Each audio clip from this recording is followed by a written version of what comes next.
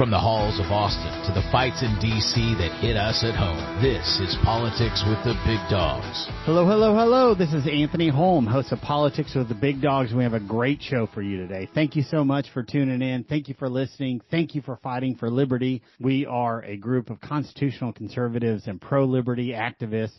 We are going to work together and affect change. So on the show today, we have current Railroad Commissioner Christi Craddick, who's been elected for 13 years in the statewide office of the Railroad Commission. Bit of a misnomer. There are three of them, three commissioners. They have 6-year terms, and they regulate oil and gas industry in Texas. So hugely impactful to our biggest industry.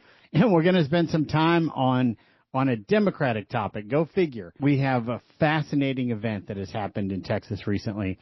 James Talarico, who many think is the front runner for the Democratic nomination for U.S. Senate to challenge either current incumbent Cornyn, who's in a three-way primary with Attorney General Paxton and Congressman Hunt, but also on the Democrat side, along with Talarico, we've talked about her many times here on the show, Jasmine Crockett. Before Jasmine Crockett entered the race was Congressman Colin Allred. They're both Jasmine Crockett and Allred are African American, and James Talarico is quite white.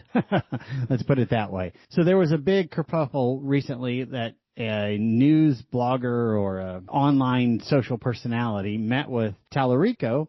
This woman is African American. I wasn't familiar with her, but apparently she has quite a following in Texas and is active in the Democrat and the liberal movement.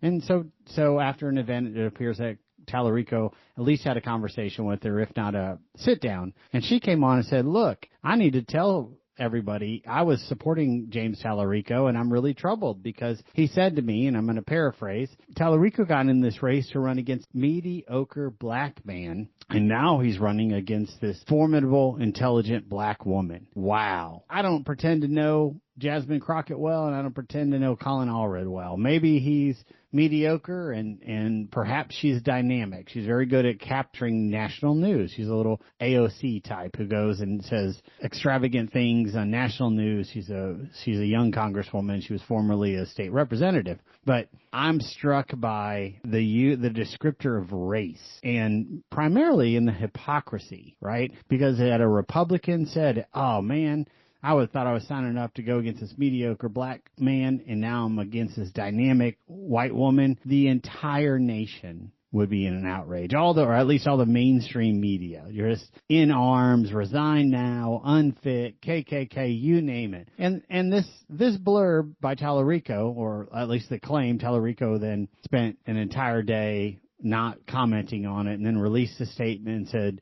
emphasized it was a private conversation, and I only said mediocre about his campaign and not had anything to do with race, tried to walk it back. My take on it is the cover-up's always worse than the crime, and it sure seems like there's a cover-up. Just own it. I made a mistake, and I don't think I said that. I said some version thereof, but it was inappropriate, and I apologize. Move on. Instead, it's gotten some blurbs nationally, but it hasn't gotten the heat that we have all seen of a conservative making a similar statement. So there's two events really going on. Number one, did in fact James Talarico say, "Hey, I didn't sign up to run against this formidable, intelligent black woman"? Did he say that I signed up to run against a mediocre black man or not? Number one. And then number two, is he now out lying about it and hoping that it's a private conversation? Somebody didn't capture it, record it, there wasn't a witness, and he's trying to walk it back. So we have two different things that make you go, huh? There's a whole bunch of people saying, "No, that's not what he said," or "I don't think he would say that." Everybody's speculating, and there's a fence top to bottom. But Jasmine Crockett is certainly going to make a big deal out of it.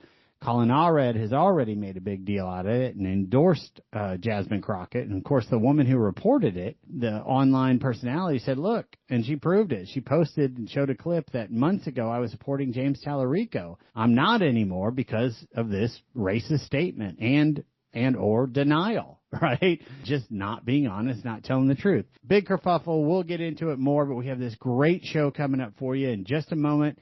We're going to turn to Christi Craddick, who is a sitting railroad commissioner, a lawyer by training, West Texas family. Her father was formerly a Speaker of the Texas House, Tom Craddick. They're institutions of West Texas and the oil and gas community, and she's also running for Comptroller.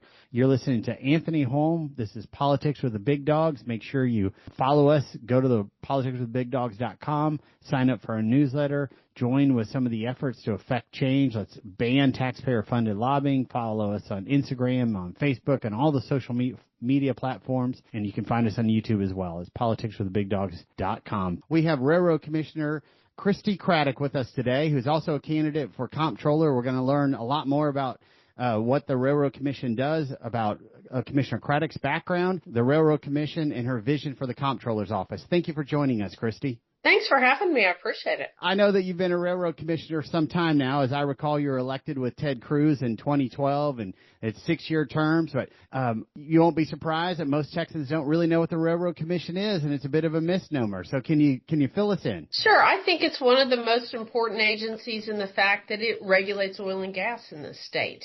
So when you talk about the Railroad Commission, we have a funny name. We like our funny name, by the way. We're the oldest state agency, and we regulate oil and gas, so any permitting, all oil and gas permits that come through the state. We do gas utilities, so the gas that goes to your home. We do pipelines and pipeline safety. We have 425,000 miles of pipe in the state that is interstate, intrastate pipe. That's like to the moon and back. We do coal mines in the state, so we're strip mining in the state like East Texas and along our border with Mexico.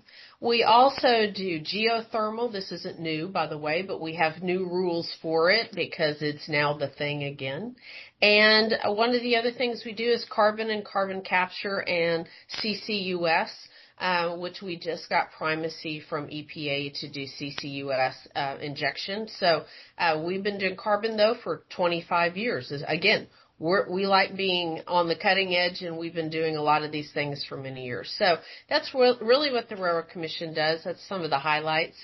And there are 3 of us as commissioners, but you're right, I was elected in 2012. So I'm getting ready to be year 14 at the commission. Have been elected 3 times statewide, so I'm in my 3rd term. And we've had a lot of great changes since I got to the Railroad Commission. Well, I'm excited to talk about those in just a moment and hear more about it. But I also want to let the listeners know, you and I have known each other for 20 or 25 years. We really came to know each other sitting on a board together.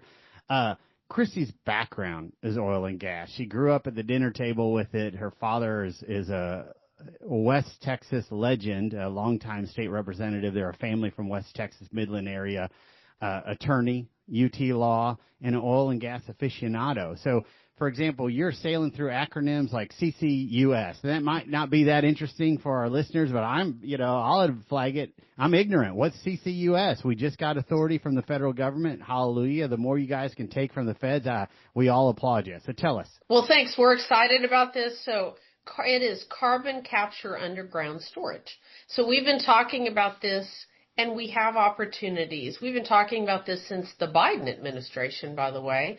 The legislature gave us the ability 4 years ago to go ask for, 3.5, I guess, to go ask for the ability for us to regulate it instead of the federal government. Think about dealing with the EPA, who takes, 2 to 3 years to get a permit out, versus us that these permits will get out in under 6 months, right? It's a big difference. And so we went and asked for primacy, which is meaning we get to do it as a state, under the Biden administration, and they held our permit for 2 years. So when we knew Trump was coming in, by the way, we went a year and a half ago, 15 months ago, pulled our permit because we didn't like what we had to put in it, and reapplied last February for this, and we got it at the end of last year. That's how fast the Trump administration moved for us and is willing to move for oil and gas. And for overregulation, they get it in this administration. So that's been a real exciting opportunity for Texas. Why is it important? One, when you get anything, as you said, out of the federal government and lets Texas do it first and foremost, that's always a great news. And look, whether you believe in carbon capture or not, I don't care. It's the jobs it creates for us. We are using CO2, carbon, in oil fields, and as instead of using water, we're using CO2 gas to get additional resources out of the ground. We've been doing that in West Texas we passed a law in 2003, so if that gives you an idea how long we've been doing it. Or I guess 2001, we implemented in 2003. And so we're the first state to use carbon and CO2 gas in the oil fields, and we want to continue having that opportunity to be on the front lines with new technology, and that's what this is about. So we are excited about it. Like I said, anytime you get the EPA out of our business, I think it's a great day. So. It sure is. And there's a couple themes for our regular listeners. One that I heard you say, well, 3.5 years ago, the legislature gave us authority. We're learning more and more. We've had a lot of people on that the legislature has not given affirmative authority to many of our elected officials outside the legislative branch, and which means we're ceding it to the feds. And then the other thing I heard is, hey, we pulled our Biden permit and we reapplied in February. So, of course, inauguration is January 20th. So within weeks, we reapplied it under Trump. Two things occurred, frankly, and from my observation, between Trump getting elected in November and him coming in, magically, the border crisis was solved, for That's 25 right. years. They just stopped trying to come in because they knew the drill. For 25 years, D's and R's, we can't do it. You can't build a wall. You can't do this. Boom, instantly done. And similarly, you guys were really wise because you went out and said, hey, give us our inherent sovereignty, which we should have had on the front side, right, from the feds. We applied in February. By the end of the year, we had it, and now we're doing it on our own as Texans, the Texan way. So I applaud that. What else should we know? You guys, my understanding is permitting times have been compressed substantially. Thank God. I'll say it. I think oil and gas is the backbone of our state. So tell us about what oil and gas means to Texas, number one, and what you guys have done in permitting times and otherwise to help the industry. So if you're not in the oil and gas industry, and you're right, I grew up in West Texas, so it's pretty important out there, but it's important across the state. Today, the oil and gas industry is about 30 to 33% of our state's economy. Last year, it brought in $27 billion with a B dollars into the state in tax dollars. That's a lot of money. And so if you're not in the oil and gas industry, why do you care? Here's why I'm going to tell you. One, the oil and gas industry pays taxes like all of us do. So and they pay something called a severance tax, which is a rainy day, what we call the rainy day fund in this state. So what do we do with those dollars? What's the legislature been doing with all the dollars that oil and gas brings in? You talked about the border, some of the border security things we've had to do in the last 4 years that now it's a lot better. A lot of that came from oil and gas dollars that the legislature appropriated to the border. We also regularly, all of your road maintenance, a lot of those dollars are coming. So which we all are building, so we have so many roads in the state, we're building a lot of roads. If they're state roads, we are maintaining roads with oil and gas severance tax dollars. $1 billion goes in every year out of the rainy day fund to schools and public schools. So it's supporting schools. They're paying dollars to your hospitals, to schools, to water infrastructure, which being from West Texas is really important to me. And so water infrastructure is a big piece of it. And my daughter looks at me kind of with glazed eyes at this point. She goes, I don't care. And I said, well, they're in your athletic clothes. Oil and gas is your athletic clothes, all that stuff that you're wearing to work out. Okay. They're in your tennis shoes. Oh, okay, I might get that. We all fill up, obviously, with oil. But the other piece I always remind her is cheese-flavored Doritos, you're eating oil and gas. So oil and gas is in everything you touch. And it's important to the state, too, because of the jobs it's created, right? We today have about 200,000 jobs directly within the oil and gas industry, and the average salary is $127,000 for somebody in this industry. That's a lot of money for a one job for the state. So oil and gas is important to the state, and so that I would say that's been one of the priorities, is to make sure we continue to regulate timely. So you asked about permitting. One of the things that I could see when I got to the Railroad Commission, or even before I got there, we were on a mainframe Fortran as an agency. What is that stuff? That's really old technology. Why is that important to us as an agency? Every well that's ever been drilled, all the inspections we do, all the pipelines that we have, everything, that data is available, but it was all in hard copy. And so, or a lot of it was being filed in hard copy. Then we had to keystroke it all in and then go out and make it available to the public. Now we have gone from mainframe Fortran to cloud. We're much more transparent. Most of our data is available online, and it's timely filed online, so it's made us more efficient and more transparent. And so when I got here to the commission, we were filing permits online, oil and gas permits. It was taking us 90 days to get them out the door, which is a lot of time in a business cycle. If you think about it, 3 months, you got to plan that far out. If regulatory is in the way, then you're not doing your job as a regulatory agency. We're now getting them out the door in 48 hours. Wow. That's incredible. From 90 days to 2. Look, that's a huge thing. So that was a lot of information. I'm going to recap some, and you tell me if I have it right. I think I heard you say that oil and gas is 1/3 of the Texas economy. That's right. That's incredible. I think we're the 8th largest economy in the world. If we were our own country, 1/3 of that, 33%, más o menos, is oil and gas. That's right. That's a big astounding. I think I heard you say it produces about $27 billion a year in state taxes. That's right. Well, that's, this year I think we had a larger budget as a state, but it's usually about $100 billion, roughly. So we're talking about 25% of the entire budget of the state of Texas. Is that what I'm hearing? It's a little high. So we were closer to a $200 billion budget, by the way, but 27. We doubled. We've doubled. I like to learn. No, please. Got to know this for the comptroller, by the way. It's grown a lot.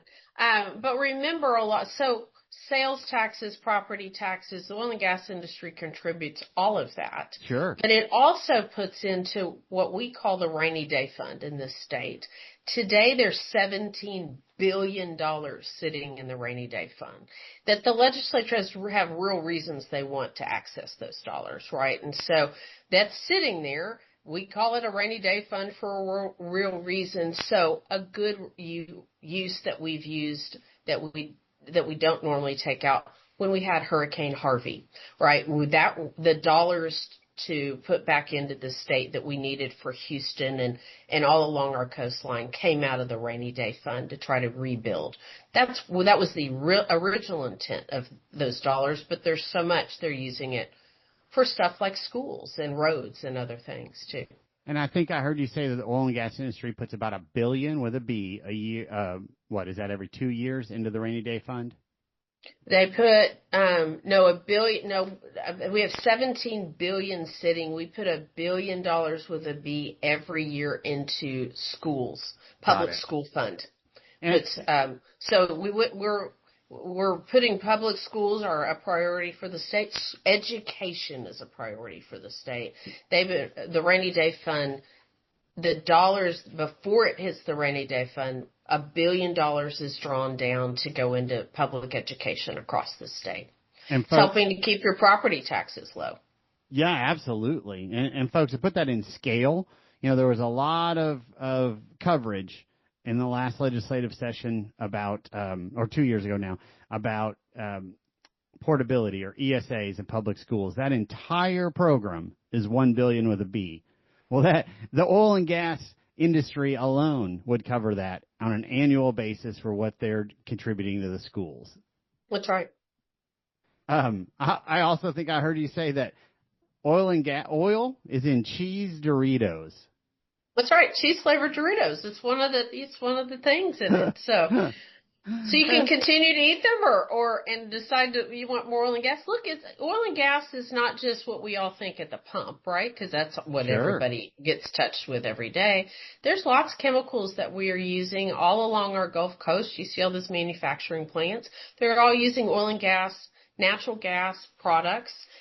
They're being shipped all over the world, and they're being put and used in a lot of different places. So cheese-flavored Doritos is one of them. Plastics is a big piece, right? You see plastics. I don't like plastic bags on the road, but every piece of plastic that you see in a hospital room, in your kids' Legos, whatever it is, that's all an oil and gas product. And I know we need to transition, but I want to flag two other things. Effectively, what I think I heard you say was you came in and yeah, you could go look up every permit that we had. We had great records, but they were all in paper copies, like physical paper copies. Now, hold on, 100 million records. Sorry, we've now, so you're right, we did have, a lot of them were in hard copy. We also have, this is always my favorite because people know what this is. We still have a hard copy library, and we have, come visit us. But we've put 100 million records on digital since I've been at the agency. We just hit that mark this past month. And so we want to be more transparent. We want people to know what's going on in this industry. And be educated about how important it is and what we do. Imagine, folks, if you're just joining us, this is Commissioner Christi Craddick, the Railroad Commission, also running for Comptroller of Texas. This is Anthony Holm, your host of Politics with the Big Dogs. Imagine that, folks. If every time you wanted to vote and you had to go and wade through paper copies to get your old voter reg, or you needed a new driver's license, you had to go wade through hundreds of millions of other driver's licenses to find yours. I'm going to take a guess that Landman is something that you're cheering on as a television show for spreading the gospel about oil and gas in Texas. Doing a good job, I will say, though, not all of it's true, so we don't necessarily have the cartels in the middle of it. And when I talked to one of my friends who is a landman, I said, are you out kind of negotiating with people like this? And their comment back to me was, no, we're usually talking to older ladies with cats in the house. So, but I do think the positive about oil and gas and what they're talking about and it's a great talking point. He's done a better job than we have in 2 years with this show than we have with oil and gas. And so I'm glad somebody's paying attention and that they see the real value in it. Yeah. When it's in cheese Doritos, look, it's everywhere. It's in our cleats. It's in our toothbrushes. So wise. Okay. You're running for Comptroller. Tell us why. So look, Comptroller, because I started out by saying I'm regulating a third of the state's economy. So when this job came open, I deal with a big chunk of the economy. Look, Texas deserves a Comptroller who treats taxpayer dollars with the same care that we all use at our kitchen tables.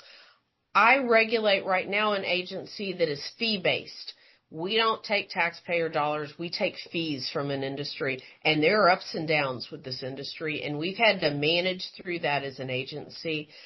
There are ups and downs with a state budget, and you need somebody who understands and brings that conservative leadership, understands what it means to be at an agency and you don't have to start from scratch. I already understand it. That I've already had real accountability over in an agency right now. I think we ought to bring that to an agency and do some things like audit ourselves to make sure we are using your tax dollars in the best way possible. But people don't, my mother looked at me and she said, you're now running for an agency that nobody knows what they do. You're already at an agency that nobody knows what they do. What are you doing? And I said, well, look, these are agencies that are really pretty important to all of us. What's the Comptroller do is really what I get the first question. And why does it matter? It's the CFO of the state. It manages all the money that comes in, and it manages where it goes. It certifies the state budget, manages the revenue, and oversees audits and fiscal accountability. And look, it's the check with runaway spending or where your dollars are going. So I think that's really important that we make sure that somebody has an idea what we're doing. I ran the budget at the Railroad Commission. That's kind of been my role as an agent at the agency too. So I've got some really good experience to start with. That's strong. And I want to go back to this and then we'll do more. I think I heard you just say we are an agency that is fee-based, correct? That's right. That's right. So, folks, here's what I think it means, and then Commissioner Craddick, or I believe you're chair now. It's a rotating chairmanship. Are you chair currently?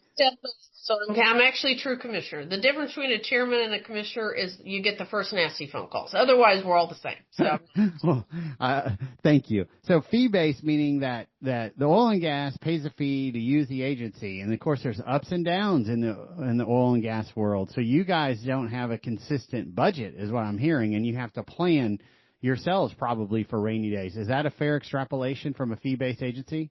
That is fair. That is correct. So this is a big deal. Oh, I'm sorry. It is. It's a big deal. So you and I talked before we went on about Winter Storm Uri. The difference in Winter Storm Uri for us as an agency, the drilling permits were off 70% in that time period for a few days, and we had to manage through it. COVID, our drilling permits were definitely off 70%. Our budget came off 30%, and it stayed that way for about 10 months. But we had to continue to inspect. You don't want to lose good people, so you got to figure out how to keep your good people. Finding and keeping good people is the biggest challenge of any business, period. Sure. And because you don't want to have to retrain and go find new folks. So COVID was a good example, but since I've been at this agency, we've had 3 ups and downs as an industry. We're the only specific agency that regulates an industry that goes up and down. And so we've had to figure out as an agency, we don't want to raise people's fees. They're bringing in the dollars to the state. Why would you raise somebody's fees? And so our real challenge has been to live within our means. And we have done a very good job doing at the Railroad Commission. I think every state agency should live within the means that they have. And there's going to be ups and downs in this state. This isn't money. Our tax dollars aren't a bottomless pit. I'm ready I think government should work for the taxpayers, not the taxpayers work for government. And that's been my philosophy at the Railroad Commission too. We at the Railroad Commission, we get out permits and make sure the environment's safe and do things. We want to protect the state of Texas, but we don't want to be a barrier to job creation and tax dollars coming into the state. I think you've got to have that same philosophy. Hallelujah. So folks, I wrote a couple things down here. One, we don't want to raise these fees because these are the folks bringing in the money for the state, for the schools. And again, what this means, we all watched in COVID, the federal government just dumping buckets of our tax dollars in wasteful programs. And the state, similarly, in my opinion, strong opinion, yet this agency, the Railroad Commission, had to manage through it. And because they are a fee base, and even though the fees went down, they had to set up their own systems to retain staff and to live on let me rephrase it, folks. I'm not doing a great job here. They are not taking our tax dollars, and that is not being appropriated by the legislature because they're regulating an industry that is paying fees, and they're figuring out ways to live off of that. Fair statement? Fair statement. And you want to bring that mindset to the Comptroller's office? I do. I think it's what a conservative ought to do.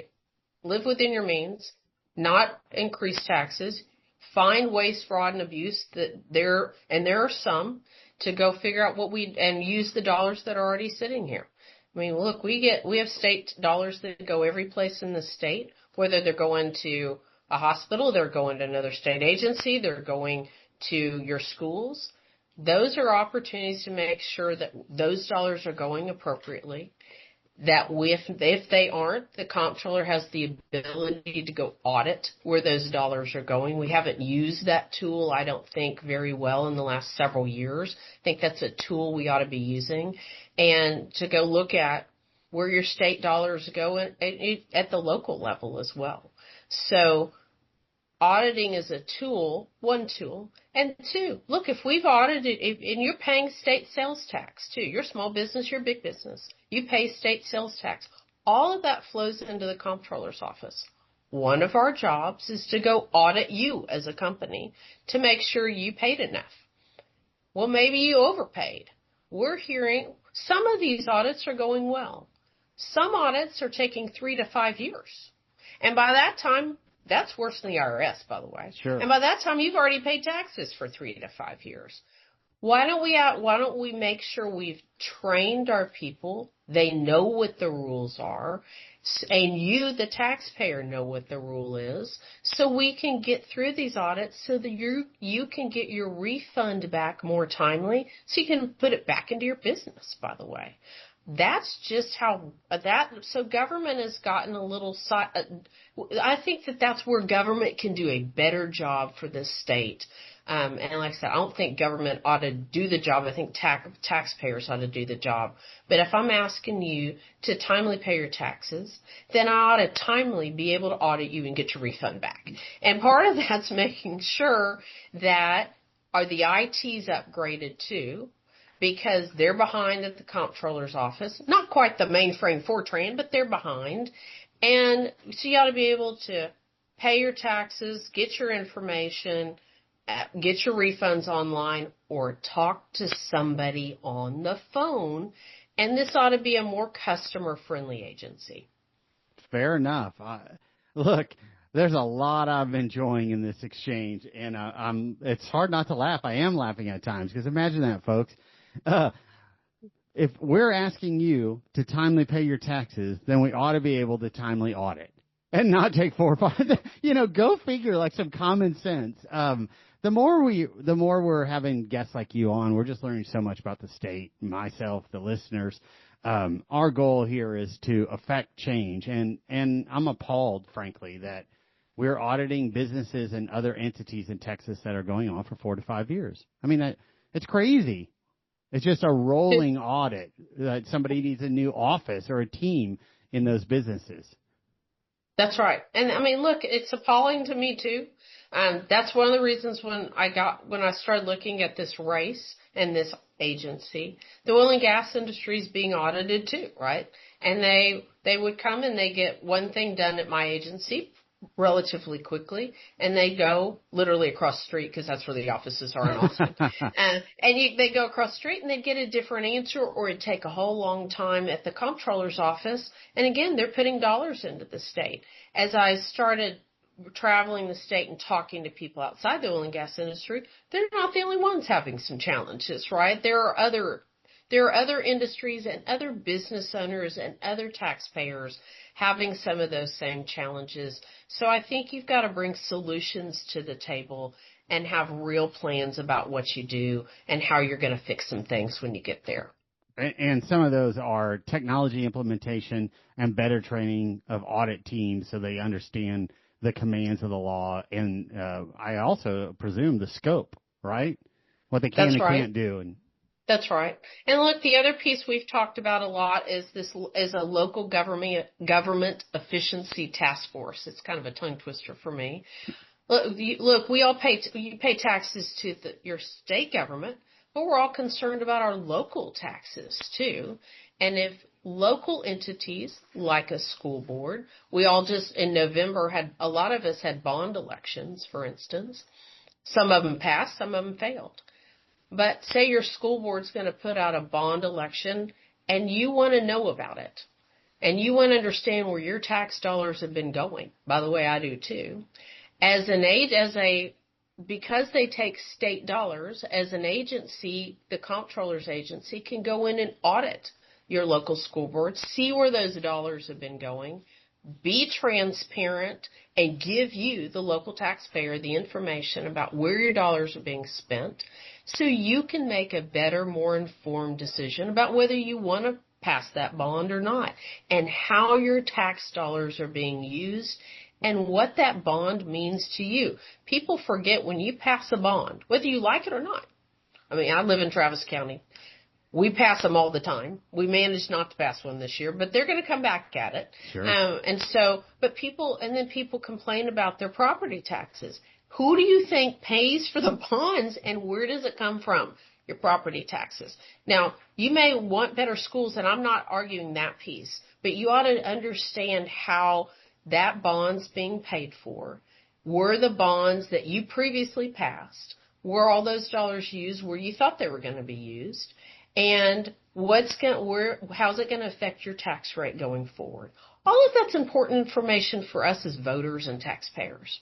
I guarantee you, school board members who hear this are trying to resign left and right. We're just finding look, the education system, and we need it, and generally it performs adequately. I've been listeners of this show know that I'm pretty hardcore about education policy, and it's one of my passions. But it's got to be one of the largest expenditures in our budget, and it's wrought with fraud. That's right. I mean, just anecdotally, I can rattle off 20 former Democratic operatives who are all on a payroll of some education entity, which is taxpayer funded. But that's individuals. I mean, I'm talking about hundreds of millions and billions in scale if we did a proper audit of all these school districts over the last 20 years, because there's just a tremendous amount of waste, and every so often some of them get popped and criminally prosecuted, and we've seen the headlines. So you're putting fear in the educrats who are doing bad things, and I say hallelujah.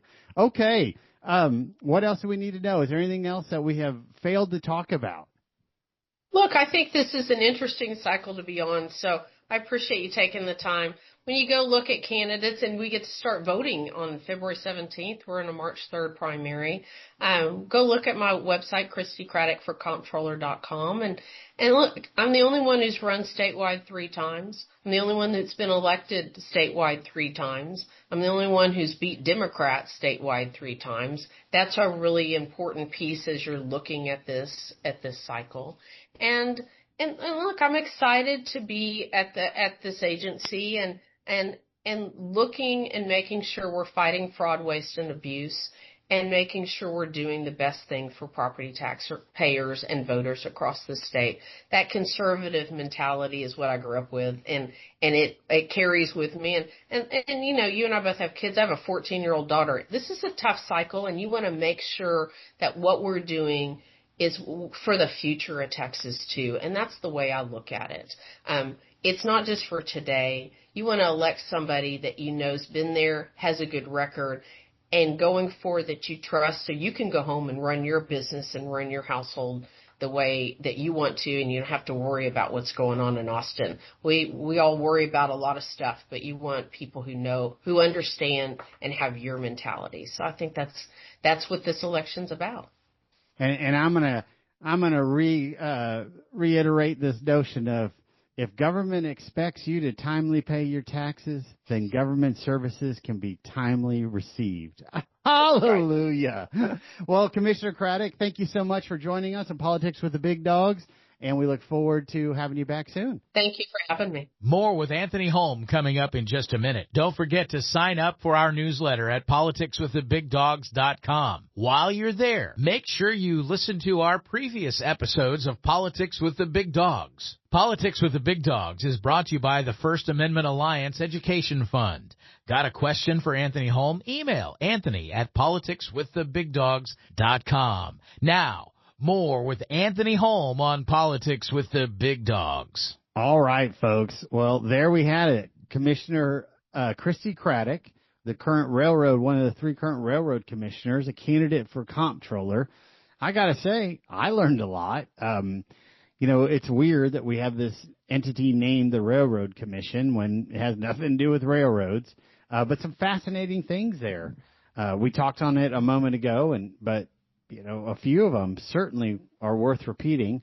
The fact that 1/3 of the Texas economy, which is the 8th largest economy in the world, 1/3 of our economy, 1/3 of the 8th largest economy in the world if we were our own country, is oil and gas. That's just incredible. We learned that they contribute $27 billion to the budget. That's a lot of money. That's a lot of money. And $1 billion a year to schools. I found it, of course, comical, as I bet you all did. Cheese, if you eat cheese Doritos, you're eating oil and gas. You're eating petroleum. It's just everywhere. And I've come to understand this more and more. I got to admit it. It's through Landman, that show. My wife and I watch it with some frequency and enjoy it. And, of course, Billy Bob Thornton, the main character, goes on a diatribe throughout the program a number of times about the impact of petroleum and oil. You know, the liberals just hate oil, but they sure love electricity. They sure love heat. They sure love cheese Doritos, for example. It was interesting to me that how much of it was paper copied, how many of the permits, how many of the regulatory entities, we went from 90 days to like 2 days on turning permits for businesses. We went from paper to digital in the cloud. Well, great. You know, we need that stuff. We saw the state of Texas get slow rolled of getting some of their sovereignty back on issues by the Biden administration. Go figure. So they pulled that permit. And what they do? They filed it in February within weeks of President Trump coming into office, and less than 11 months later, or sounds like 9.5 months later, we had it. We, Texas, took back our sovereignty on the CCUS. Okay, great. The carbon capture in the U.S. Look, anytime Texas gets our power back from the feds, I'm on board. So I appreciate the commission, the 3 commissioners, and Christi Craddick, in particular, with her leadership on that and knocking these things out. We heard that she wants to audit, and there was a number of lines that really struck with me, as you all, and I hope with you all. One of them was, if the government expects taxpayers to timely pay their taxes, then the taxpayer can expect government to timely complete their audits. Holy smokes, go imagine. Hallelujah, that mindset is just lacking in government. So, again, you're listening to Anthony Holm, Politics with the Big Dogs. We want you to join. We want you to subscribe to the newsletter, sign the petitions that move you. In particular, we need to mobilize better for the next legislative session to make sure we outlaw taxpayer-funded lobbying. This, again, is a reminder, folks. Our local governments collect our taxes, and what do they do with it?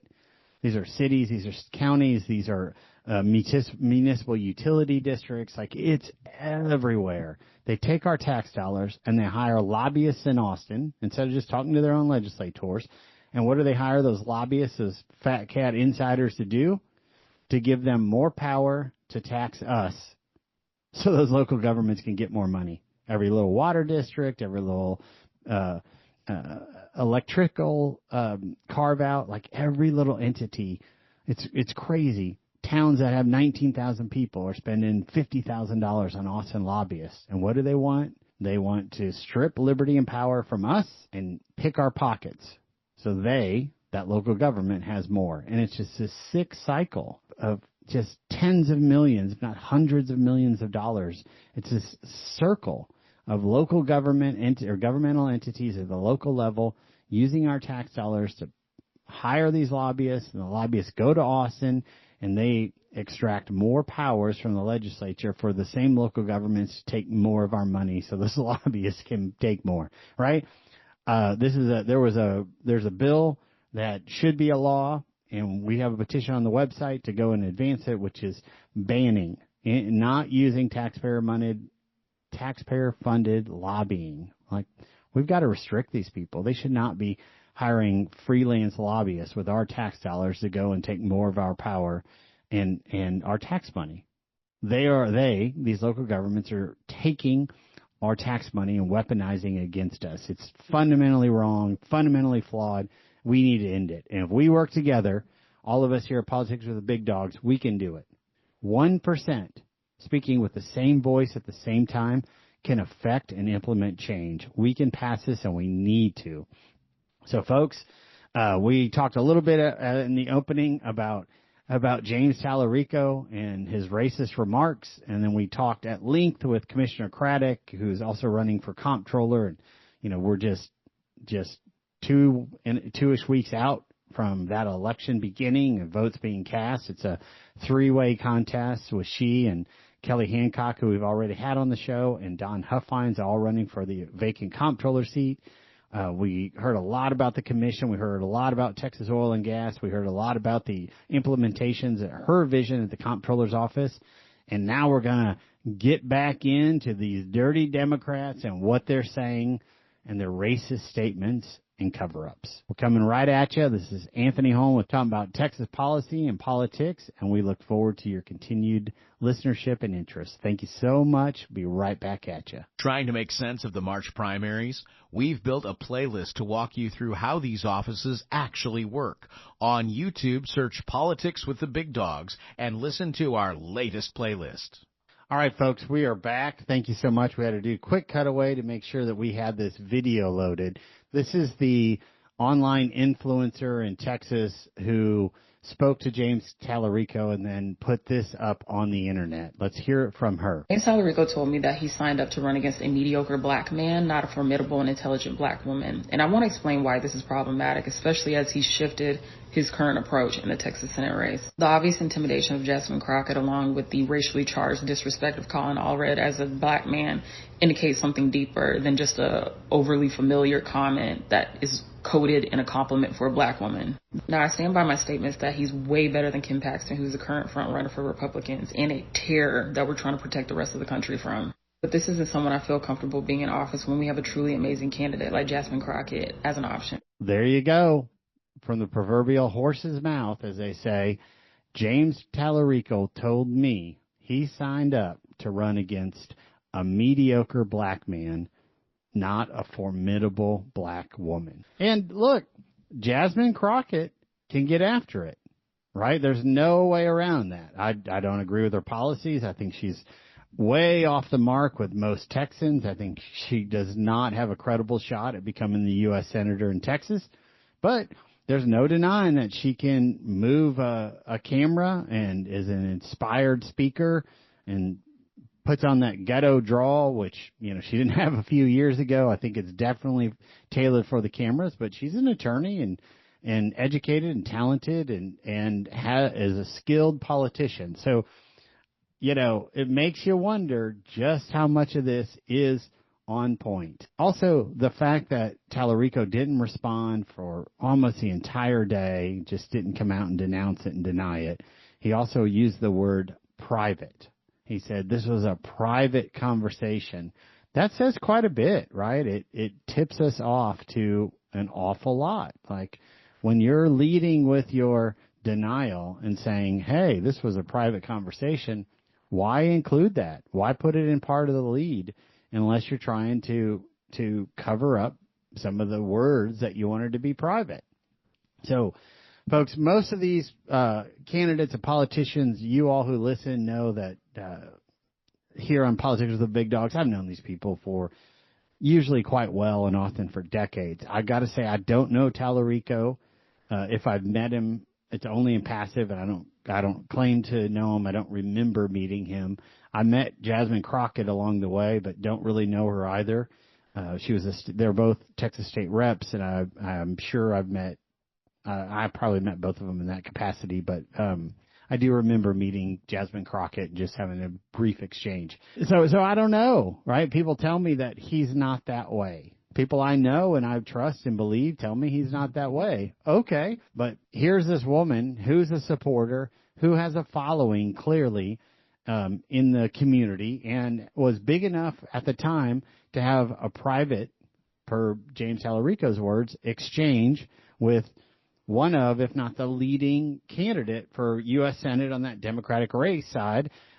He is trying to mobilize the nation behind him. He went on Joe Rogan, right, who I believe is the most popular podcast in the nation and certainly a thoughtful, intense individual who doesn't let stuff slide. You know, Joe Rogan, many of you have heard him. He gets after it with people. He has deep, substantive conversation, and I really honor him. So a lot of people I know say, nah, he wouldn't do that. It's not him. But here's a woman who's a supporter, who has a prominent following on the internet, who is politically engaged, said, hey, I'm no longer supporting this guy because he said this to me, and I'm really troubled by it. She happens to be an African-American woman, and she's making this claim. We know that for a fact, right? What are the facts? The facts are he had a conversation with this woman after a political event. The facts are she has a large following on about politics in Texas and elsewhere on the internet. The facts are she was a supporter of Talarico's, and she's shown a clip predated long ago. Even though it's Colin Allred and African American, I'm with Talarico for these reasons. Boom, boom, boom. Okay, fine. We know that an exchange occurred. We know that Talarico thinks it's private. And we know the word mediocre was used. Those are all facts. Nobody is disputing any of that. Both parties of the private exchange, or what Talarico is now saying is a private exchange, accept all of those as baseline facts. Talarico saying, nah, I was talking about a mediocre campaign and candidate, not a mediocre black man. And he, Talarico, remained silent on any comment about Jasmine Crockett at that time. He, of course, praised her in the here and now. I'm pretty suspicious of this because it just kind of makes sense, right? Number one, why would somebody just make all this up? And number two, it does kind of make sense. Jasmine Crockett is a more engaging candidate than Colin Allred. There's no way around it. She just is, and that's objectively observable by by anybody who watches them. I'm not saying Colin Allred is mediocre, but she's a pretty dynamic candidate, right? So that's how she's been able to grab all this attention in the national stage in Congress, kind of being an AOC type. And by the way, they're both black. So, okay, it is what it is. My gut is this was said, or some version that is closer to this woman's online attestation than Mr. Talarico's. And then second, my other big observation is, wow, they just looked amateur. They being Talarico and his team, because they let the story fester for hours and hours and hours. And then they only put out a statement, and they put it out on social media, and it was kind of a mealy-mouthed statement and had the word private meeting. You know, in crisis communications, times matter, and making sure that you don't misstate truth really matters, because then you become a liar, right? You're whether you remember having this exchange or not, but if you falsify it, then it becomes a cover up, and you have two opportunities, frankly, to be proven as a liar, and that's just hypocritical and a death nail, in my opinion. For example, one thing they could have done is, hey, I'm James Talarico, and put him in front of the camera. I don't believe this exchange occurred in this way. It's not how I remember it. I do remember using the word mediocre relative to the campaign, but if it was misunderstood or I was not clear enough with my words, then I apologize to everybody. It certainly wasn't my intention. Boom. Just be honest about it, own it, and move forward. Knock it out in an hour or 2 hours after it manifests itself, because otherwise it percolates, right? And everybody starts buzzing about it. Now it's percolated, and there was at least one national story I saw about it. It wasn't the outrage. It wasn't the night. But another just pragmatic political takeaway from this is Talarico and his team had a learning experience, and they have a lot more to learn. It's clear they are lacking some experience in how to handle a botched effort, right, and how to handle a mistake. Get in front of it, own it, be clean about it, know your facts, hang a lantern on it, and move on down the road. Boom. Instead, now we're all like, well, did he really say it? Did he not? Is it a lie? Is it a cover-up? Is the cover-up worse than the accusation, right? This thing is just going to fester. They're going to try to put ice in front of it. They're going to try to put all these other things in front of it. PoliticsWithBigDogs.com. Call in, write in. I want your thoughts on events like this.